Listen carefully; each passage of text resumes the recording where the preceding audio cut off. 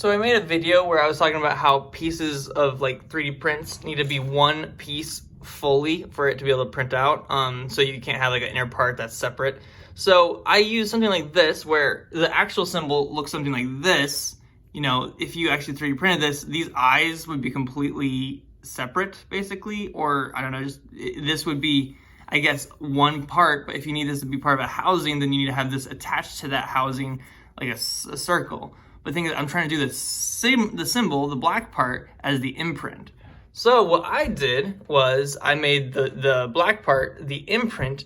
I did a nice, cool, I don't know, color figuration, or not color figuration, but like an attachment piece where it makes it so these actually attach, and it goes with these like kind of little crooks in it where it kind of looks like it's a shattered skull. So it's kind of cool how I can do that. I kind of did the same thing for, I guess, the Jurassic Park symbol right here. I kind of used the crack look kind of thing to attach the eyes and nostril kind of look.